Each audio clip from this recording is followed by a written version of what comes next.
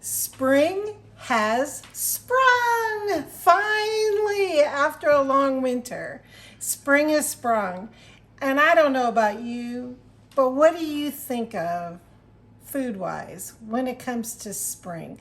I think of freshness. I think of springy foods. And today, all I could think about, well, actually it started yesterday, was strawberry shortcake. And so I'm going to teach you how I make strawberry shortcake. And so we're going to have a very simple recipe. Most of you probably have most of these ingredients in your house. If not, they're pretty inexpensive to get. And so here we go. And so what we're going to do is, this is one of the most important things I wanted to share with you today. A lot of you already know this, but there's a lot of new cooks who might not know this. Flour. Every flour is different. I've had people say, well, I used your recipe, but they don't ever turn out like yours. Well, I'm going to show you some of the little tips and tricks, maybe to help them to turn out better than what they would have if you didn't know this. So, regular whole, just regular wheat flour, all-purpose flour. Doesn't matter what flour you're measuring. This is how you should measure flour. You take your cup, you don't scoop into there. You don't scoop it into the flour. You spoon your flour into a measuring cup, just like this. And then you take a knife, and over your container, you just level it out. You don't push, you just level it out. So it's nice and level. There's one. And we're going to do 3 cups of all-purpose flour today. So I'm going to spoon in more.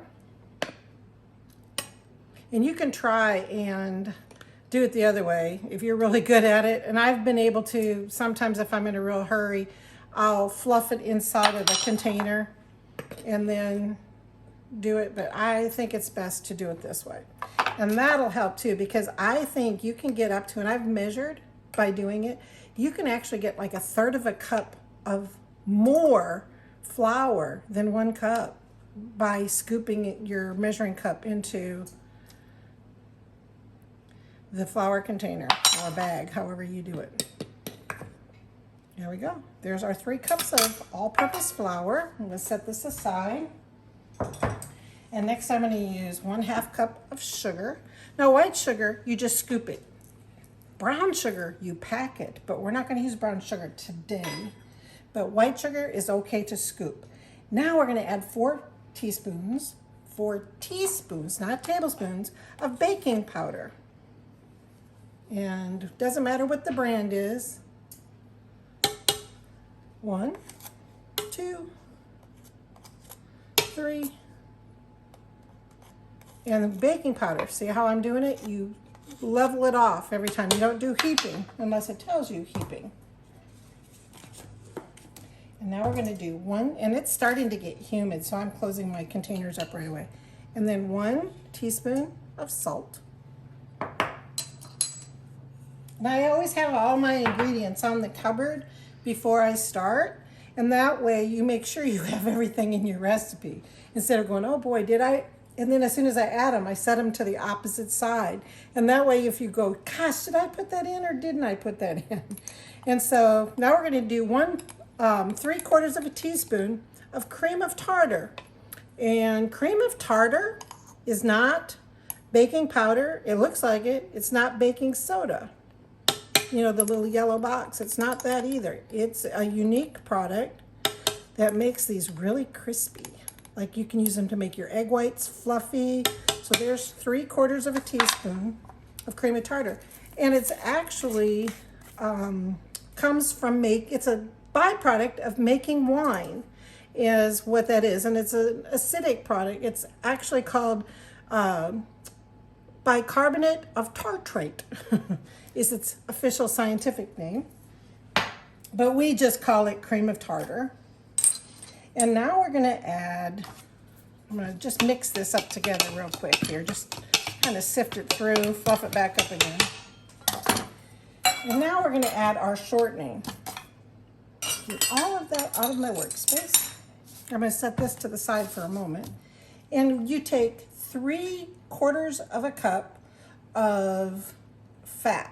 And so you can do all 3/4 of a cup of Crisco solid shortening, or you can do half and half, or any mixture that you choose. And so 3/4 of a cup, which would be 1/2 stick. There we go. 1/2 stick is 1/4 of a cup of butter. And it's not room temperature, but it's cold, but it's not all the way ice cold. You can do it ice cold if you want to. And how I do it, to make it easier for me to mix in, is I go the long way and turn it once way, and then I do little tiny, and it comes out little cubes. And that way, when you put it into your butter, it's easier to mix together. There we go. And then I have Crisco, just Crisco solid shortening.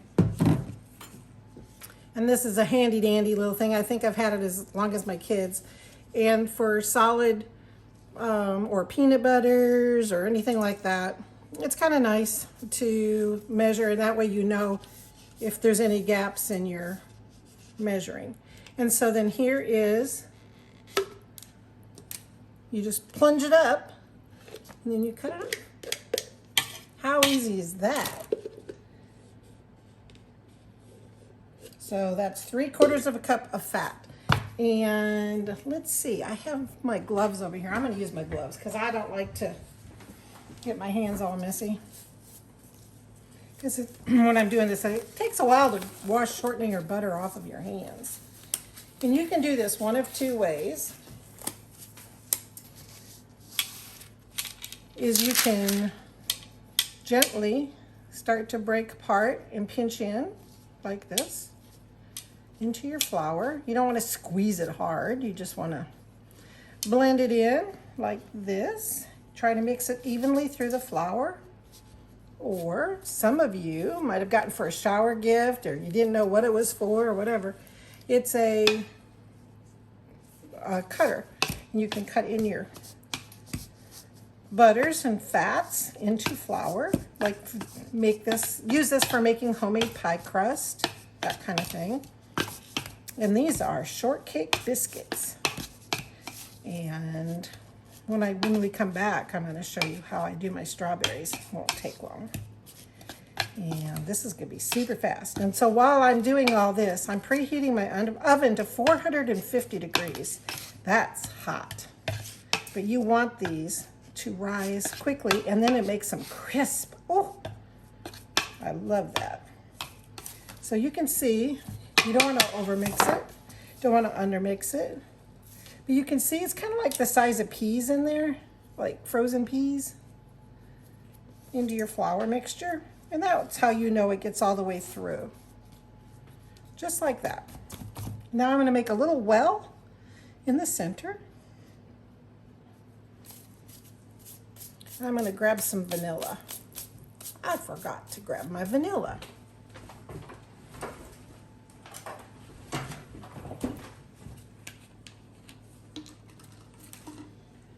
And I'm going to add 1 1/4 cups of cold whole milk. Some people call it sweet milk.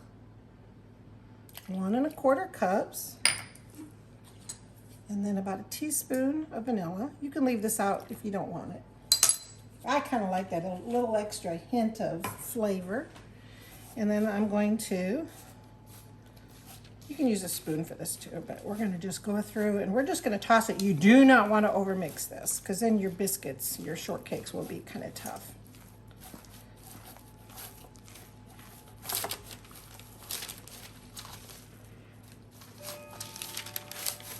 Go all the way to the bottom here and get all my ingredients. Make sure all that's in there. Just like that. I'm going to let this sit for just a second. Oh, get that off my fingers. Now you see why I like to wear gloves.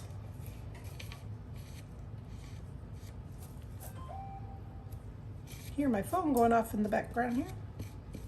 Okay, now I'm going to take this off. Throw those away. And I'm going to grab my scooper.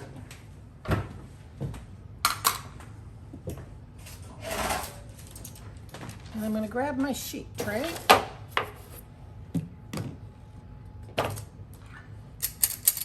Little scooper.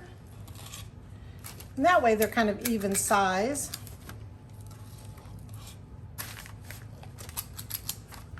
And I think this usually makes about, depending upon how big I make them, about 8 of these shortcakes.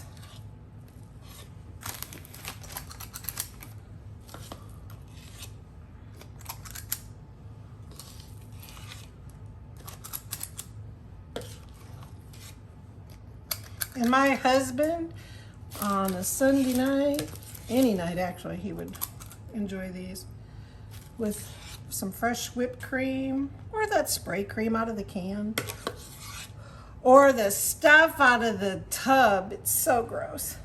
But we have people I love who, like the person running the camera, who likes the stuff out of the tub. I won't even say its name. With homemade food, I don't think it should be legal to use that. But it's whatever you like. I'm not going to put it down too bad. Now I've got all of my shortcakes made. And now I'm going to sprinkle them. You do not have to do this part. I do because I like the texture that it gives. I'm going to pat them down. Sprinkle a little bit of sugar on top of these. Because like I said, it's the texture that I love. Now my oven is set to 450 degrees. It's preheated. It's already ready. I'm going to stick these in the oven for 10 to 15 minutes. But everybody's oven's different. I've got these on a insulated cookie tray. And so I think that's kind of important because these can very easily burn on the bottom. And so watch them carefully, everybody's oven, but start watching them at 10 minutes and take them out before they would burn on the bottom.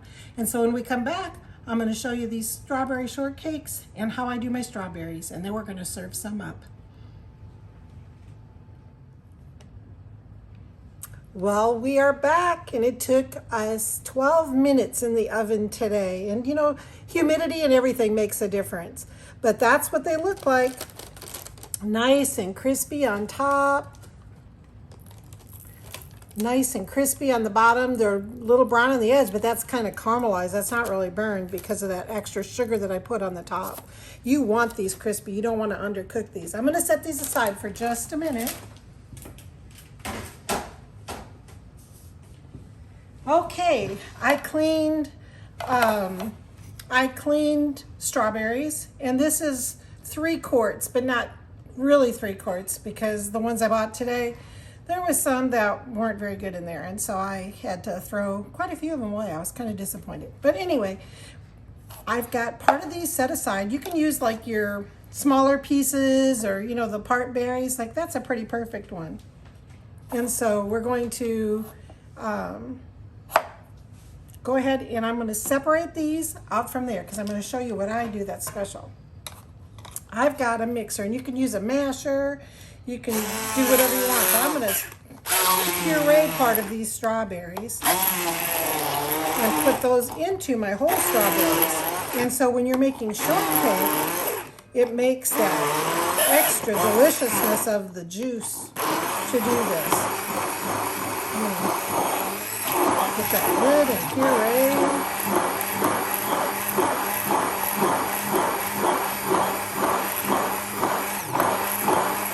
There we go.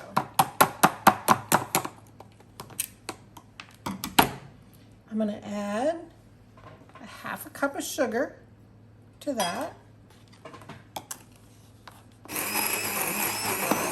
You can use a blender to do this too. And that doesn't even have to be this much. You can just smash them. You don't have to make them into a puree if you don't want to. You can just smash some berries, especially the ripe ones. And I just opened up a can of Sprite. And so you can see in here, I'm gonna add about a cup of Sprite to that and pour that over the berries. Get all of that out of there. That is flavor plus.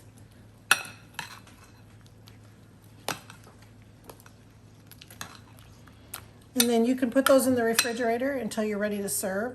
I would not do this the day before. I think that strawberries aren't meant to be wet for very long because the texture of them changes. And so I can serve these right now. I can serve them in an hour or 2 hours, whatever you want to do. But I wouldn't do them the day before. And so now I'm going to get my shortcake.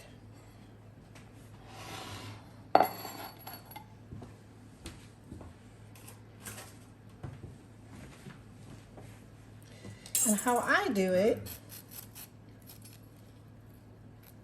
I cut off the top and set that aside.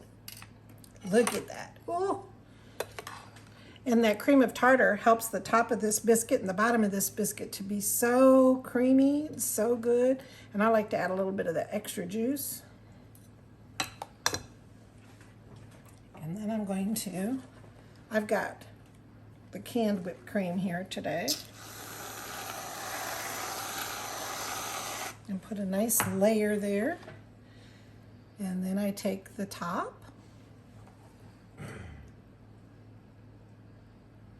And I spoon a little bit of strawberries over. A little bit of juice. A little bit more whipped cream. And there you go. That is Jana's old-fashioned strawberry shortcake. I hope you try it real soon because you know it's springtime and we're all starting to crave those springtime foods. And ooh, look at that. And I know my husband's sitting right next to me here. I'm going to hand this to him and I think he'll have a review for me. Thank you.